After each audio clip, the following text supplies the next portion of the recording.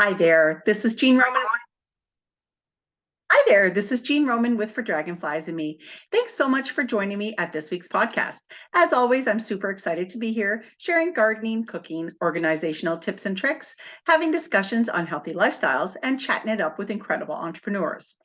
Today, I'd like to welcome you to Gardening 101, Day 16, my top 9 favorite perennial fruits and vegetables to grow for the home gardener and how to care for them. I always love to start all of my cooking and gardening episodes with a fitting quote, and here's today's from D.H. Lawrence. Love is the flower of life and blossoms unexpectedly and without law, and must be plucked where it is found and enjoyed for the brief hour of its duration. Well, friends, if you're listening to this on my podcast, be sure to subscribe so you don't miss a beat. I generally host incredible entrepreneurs in the fields of gardening, cooking, health, life, and career coaching, along with business owners who can help guide my listeners onto a journey of healthy life choices. If you're watching this at my YouTube channel, be sure to smash the subscribe and like buttons. I really appreciate you helping me grow my channels. So, on to today's topic. Today, again, I'm going to discuss my top 9 favorite perennial fruits and vegetables for the home gardener and how to grow and care for them. Of course, there are many more than what I'm going to talk about today, especially for those of you who live in zones 6 and higher.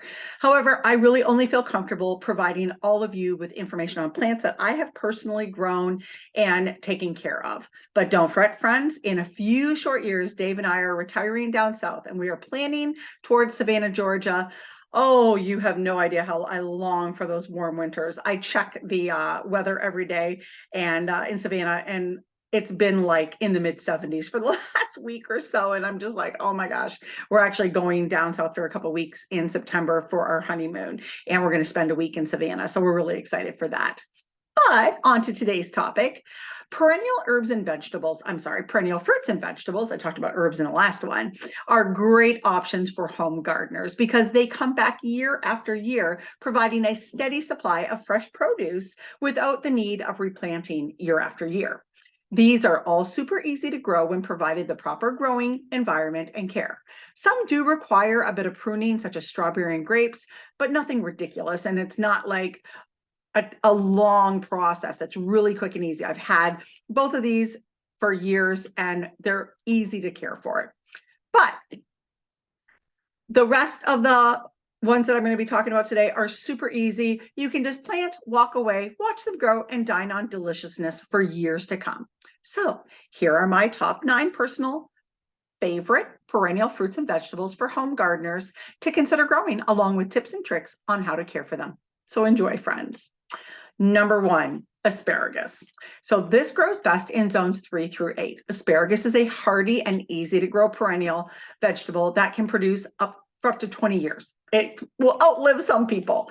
It prefers a well-drained soil and full sun and should be planted in early spring. When the plants are young, they should be watered regularly and fertilized with a balanced fertilizer. Once established, asparagus can be harvested for a few weeks in the spring and then allowed to grow and produce they kind of look like ferns for the rest of the season. You definitely want to be sure to purchase 2-year-old crowns. So if you're looking in a catalog or you're going to a garden center, store, whatever it is, and you'll buy them in bags, make sure they say they are 2-year-old crowns because asparagus needs 3 years to mature, to harvest. So most places only sell 1-year-old bare roots. So you have to wait 3 years to harvest them. So get 2-year-old crowns, and then that 3rd year, you can actually harvest them. The other trick when harvesting rhubarb is when you plant your asparagus, it looks like a long, almost like an octopus, and it has on the top little spiky crowns. And so when you plant your asparagus, those crowns get bigger and bigger and produce more and more every season. And so the newer crowns shoot up the thin stalks. You don't want to harvest those. You want to harvest the thicker, bigger stalks because those are produced from the older crowns. So you really want to be careful with that. I recommend letting your asparagus go to fern is what it's referred to. It will look really pretty in the fall. Actually, they get little red berries and those are asparagus seeds. I would not recommend growing them. It'll take years for them to develop. It's easier just to buy crowns. And you can generally buy those bare root crowns from seed catalogs. You can usually get them at greenhouse supplies. But number one thing, make sure you get 2-year-old crowns. You can grow these in either raised beds. That's where I had mine. As I've also had them in a regular garden, tillable plot. And either way, they do fabulous, but they will spread. So when you buy one of those crowns, it's only going to be about the size of my hand, but it is going to need a 2x2 square foot area because it will fill it in. You don't want to overcrowd it because you'll only hinder its production in years to come. So moving on. My second is horseradish. And this again is a super easy to grow. Grows best in zones 3 through 9. And horseradish is one of the toughest and hardiest of your perennial vegetables and grows really well in full sun to partial shade. The edible part of this vegetable is its roots. And you generally harvest horseradish in the fall. If you live in zone 6 and up, you may be able to harvest into the winter and even the early spring. And once you harvest it, the roots you peel, you take like just a regular vegetable peeler and you peel that back and then you puree it in like a blender or a food chopper into a strong condiment. It's super easy. And if you want to know how to store it, you can visit my blog and I will have some information there as well. It's also in my cookbook, which is Lovingly Seasoned Eats and Treats. And you can purchase that both in a print form as well as now I'm so excited in a downloadable PDF format. So that information will be in the description in both my podcast and YouTube channel descriptions. But there are several different varieties of horseradish which can be ordered as crowns again from specialty catalogs. You may find roots or crowns for planting at your local garden center in the spring. Another option is even to try planting one that you can purchase in the grocery store. The only thing I hinder about doing that is that generally, if it's not organic, it's been sprayed so that it doesn't root, which is what they do to potatoes and onions generally. So that's why they have a longer shelf life. So another option, again, is to try planting it from the grocery store. That's probably the least on my list, the bottom of the barrel. So you want to give the plants a full year in the garden before you begin to harvest. And when you harvest them, you want to take like a garden fork or garden spade and carefully dig on either side, loosening the soil and then gently lifting the roots up out of the ground. And they may break. There's going to be pieces. It's going to look like chunks. If you bought it at a grocery store, you know what they look like. Kind of look like finger dangly things. So once, if you're not ready to use everything you harvest, you can store it in a Ziploc bag for a week or so in your refrigerator. These again grow well in either raised beds or a regular tillable garden. The next thing is ramps. Who knows what those are? They're also called wild leeks, and these grow in zones 3 to 7. They can often be found in woods, and oftentimes people don't realize it, but if you get like these oniony things growing up out of your lawn, they're more than likely ramps because they seed prolifically. Birds will eat the seeds and then poop across your lawn and they plant, and then the wind and just traveling the way seeds do. So ramps are actually a really cool perennial. They're super delicious and they have a really unique flavor, kind of like a hint between an onion and a garlic. These plants prefer a spot with partial shade. They don't like full sun. So generally there's always that one corner in your garden that gets more shade and less sun. That's where you want to plant them. So whether it's a raised bed, they do great in raised beds. You can also plant them in pots if you want to put them in like a pot in your garden or your raised bed. So again, just make sure they don't have full sun. They won't grow well for you. You'll know to harvest them when the leaves die back, kind of like garlic, when those top leaves start to get brown and die back in the summer. And they will also get the pink flower, similar to chives, and they will go to like a blossom head. Those plant seeds, again, just like chives and onions, will go to seed and will soon follow, and they will scatter themselves. You can replant them if you feel like you want more. Otherwise, they will spread and possibly end up in areas where you don't want them. So definitely harvest those seed heads back. When planting them, planting either the seedlings or the seeds, you want to plant them about 6 inches apart in well-drained soil, amended with garden compost. They like a heavy composted garden. Water them well and mulch. So like with grass clippings, straw, leaf mulch, whatever you have, not like wood mulch, composted mulch. You'll have to be patient though with these guys because it can take up to 3 to 4 years for them to get established, especially if you plant them from seed. So I suggest growing these in raised beds personally, but again, a tillable garden will work just to be sure. Watch how you want them to spread. Rhubarb. So one of, excuse me, spring's first fruits. And I remember as soon as rhubarb would get harvested and brought to the farmer's market, people were so excited. I always provided a recipe for rhubarb crisp, which there is a link in the descriptions below to my recipe on my blog. This is also in my cookbook for lovingly seasoned eats and treats. Rhubarb grows wonderful in zones 2 to 9. It's super hardy, almost a weed. Rhubarb is a hardy perennial that produces large tart stalks in the spring and early summer. It prefers a cool, moist climate and well-drained soil. Rhubarb should be planted in a sunny location and should be fertilized with a balanced fertilizer and compost as well in the spring.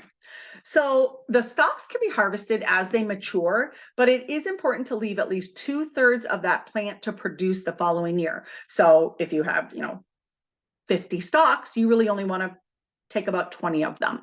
I always try to harvest from the outer stalks. They're a little bigger. They can tend to be a little woodier, but those younger stalks in the center, you can harvest them, but try to like disperse where you're harvesting them from. I did do a video last summer from my rhubarb plant on showing how to harvest and cut the leaves off. So that link will also be provided in the description below, both the podcast and YouTube channel. Super easy, but you can leave those leaves in your garden and they compost down into the soil.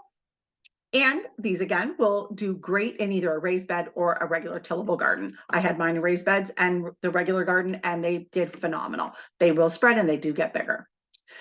The next one is another really cool option that a lot of people don't know about, and it's the Egyptian walking onion. And I used to grow these on my farm, and I love them. People just thought they were super cool. They grow really well in zones 3 to 10, and this unique perennial vegetable multiplies quickly. And that Egyptian walking onion will spread rapidly from seed if left to spread on its own, similar to chives and garlic chives, which I mentioned in my earlier episode on my top 10 favorite herbs, which you can see at my blog as well. Links will be in the bottom in the descriptions below. But these fresh green shoots emerge very early in the spring and can be used just like scallions. By early summer, the stems are topped with these tiny little bulbs, and they, again, look like garlic bulbs. If you've ever let your garlic go to seed, they have like these seed heads, not like onions and chives. They get the little black seeds, but a garlic bulb produces about that big of a little bulb, and they will topple over, and those little seeds, those little seeds will actually root down in the soil and start growing up. So you can let them do that and then transplant them if you want a larger area. So you can purchase a little and get a lot quickly. Okay, if you don't want them all over your garden, be sure to gather up all those little onions, and you can use them as chives or scallions, and you can even dry them, and which is super easy. And I have all kinds of information on drying herbs, and I will be talking about that at a couple of my classes that I'll be teaching at several different locations this year, as well as in my blog at fordragonfliesandme.com. Lots of incredible information.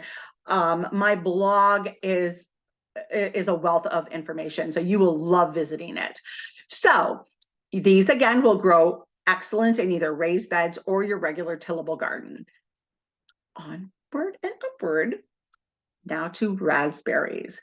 Raspberries are incredibly easy to grow. I had them growing up. My grandparents always had several bushes or canes of them in their gardens. And oh, when they would ripen, oh, I would get yelled at. Get out of the garden, Ginny, and leave some of those for jams, because my grandmother always canned, which is where I got my love of canning and preserving from. But raspberries grow great in zones 4 to 8, and they are very hardy and productive perennial that produce sweet, juicy berries in the early summer, right up into the late fall, depending on the cultivar that you get. There are white raspberries, there's red, and there's burgundy colored ones. There's several, and they're delicious. They do prefer a well-drained soil and full sun and should be planted planted in the spring. Raspberries should also be fertilized with a balanced fertilizer in the spring. They actually you can even use composted manure around them to mulch them with and mulch them with leaves in the fall, and all that adds, as breaks down and really helps them grow and protects them over the winter as well from killing the canes.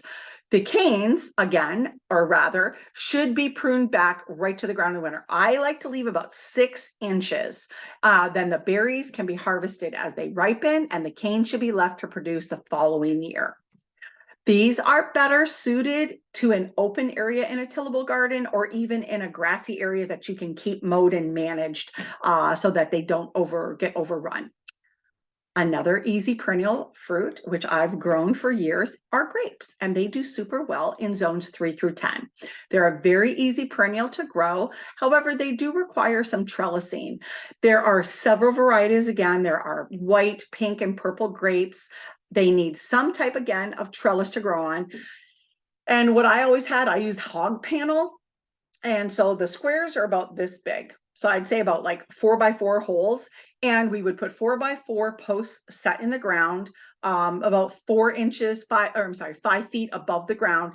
And then the hog panels would go across. They did not need to go all the way to the ground and each of the grapevines would be planted at each pole. So you only want them, and they're 8-foot sections, because again, they grow big. So if you want to have 3 grapevines, well, then you need to have 3 posts, which would mean 2 panels.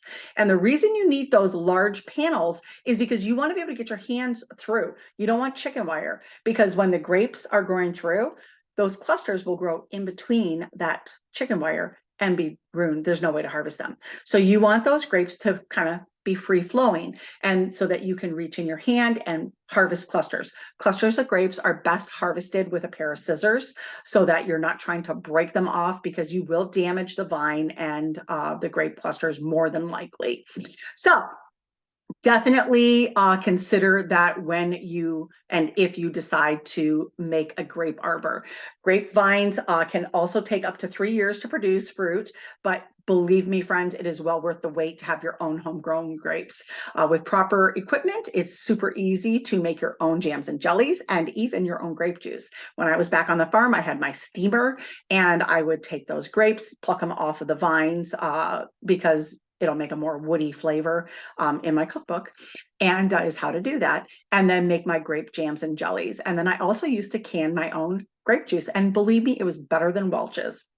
And so, just saying. But anyways, super easy to grow. And overproduction of fruit generally leads to poor quality, which is why you need to prune them back. Regular pruning every other year is actually good enough, but it is essential for controlling the growth of the vine and producing high quality fruit. Again, if you just let them go, they'll end up being like wild grapes. They'll be tiny little grapes like that are kind of bitter. You actually do well to harvest your grapes late in the fall, and if you can have them even get a frost on them, it actually sweetens them. So a little tip and trick, pro tip there. Again, these are better suited to an open tillable garden or an area in your lawn. Again, that can be managed, the grass not overgrowing them. Again, mulching them and fertilizing them. 2 more, friends. We're on number 8, and we're going to talk about strawberries. Who doesn't love fresh strawberries? I will be teaching a class at the Farmington Farmers Market on June 17th.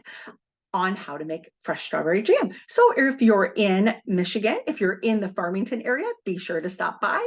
I will have all of my classes up on my website. Go to my page, Where's Jean, to see where I'm at. I will also be teaching this class at Goldner Walsh Garden and Home.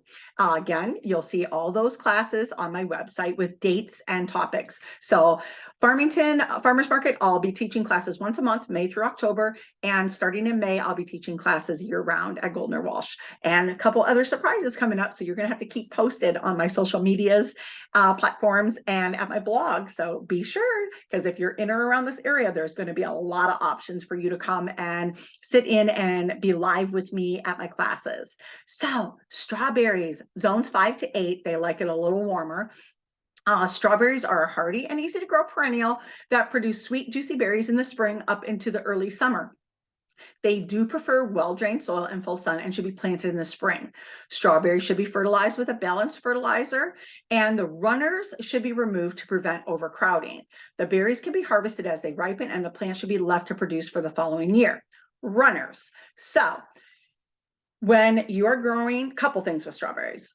You want to grow them up. So let me step back. First, you want to grow them on a mound, whether they're in a tillable garden or raised beds. So you want to kind of make like a little mound and plant your strawberry plants about 12 inches apart. You also want to mulch them with straw. This is very, very important. If you're going to plant them in a tillable garden, I would even recommend using black plastic tarping. Why, you ask? Well, if you don't have something to stop the dirt from splashing up on heavy rains, all of your berries will have dirt spots on them. You do not want this to happen because raspberries are a fragile fruit similar to raspberries. Strawberries are a fragile fruit similar to raspberries. So you don't want to wash strawberries because they immediately get mushy.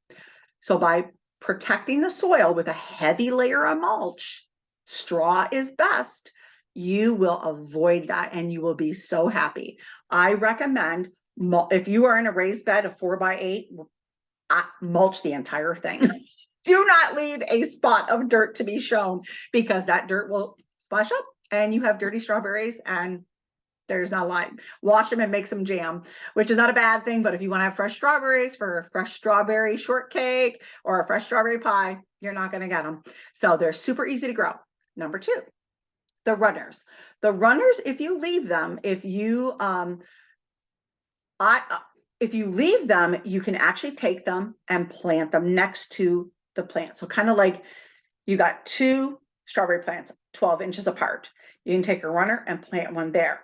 And then the next year you can actually dispose of the other plant or spread them out more if you want to grow. If you do not want to have a larger area, cut those runners off and just give them away. Tuck them in. You can actually root them in some water, but you want to thin them out. Again, same thing as the grapes. If you don't do that, you will get you'll get more berries, but they'll be small and they won't be as tasty. So for optimal growth and optimal fruit, you want to be able to cut those runners back and make sure you don't get dirt on them. Okay, and I do recommend growing these in some kind of raised beds. You can actually even buy them in pots. If you don't want to keep them as perennials, if you are in an apartment or a condo, plant them in a pot. You could actually bring them in and overwinter them if you have room, or you can even buy them in hanging baskets and just let them trail over and eat them and dispose of them. So everybody has a different situation, right? And if you want to have strawberries fresh, even for just a little bit, they're not that expensive to buy a plant, and you can do that. So last but not least, one of my absolute favorite fruits are blueberries, and they grow best in zones 3 through 10. This North American native deserves to be a part of every edible garden. I love blueberries. They are 100% my favorite fruit. When I was a little girl, my grandmother, and I do this for my boys now, she always took, when blueberries were in season, she always froze them and made blueberry preserves. But she always put blueberries with a little bit of cinnamon and sugar, a little bit of water, and made a syrup out of it, refrigerated those, and that was the best dessert. And my boys now, when blueberry season is in, Mom, are you going to make blueberries and cinnamon sugar? And it's like, they will just eat it until they're blue in the face, no pun intended. But once you have a blueberry patch established, the blueberry plant can provide berries for several decades. They will live forever. They come in different heights. You can actually get dwarf berry bushes, which is what I had at my farm. I just had a couple bushes for our personal use. I couldn't grow enough. I didn't have enough land. I purchased blueberries from other farmers to resell at farmers market. But they're super easy to grow. You can also get blueberry bushes if you have like a large space that will get like 6 feet tall. And if you have ever been to a blueberry picking, you pick blueberry place, which I love to go to, you can just, they're huge. And it's like there are these beautiful rows of huge blueberry bushes and shrubs. So they are wonderful. But if you want to have even just one, you can do that. You can use it as even a shrub in your yard. I mean, they're beautiful. You want to make sure that the birds don't get them though.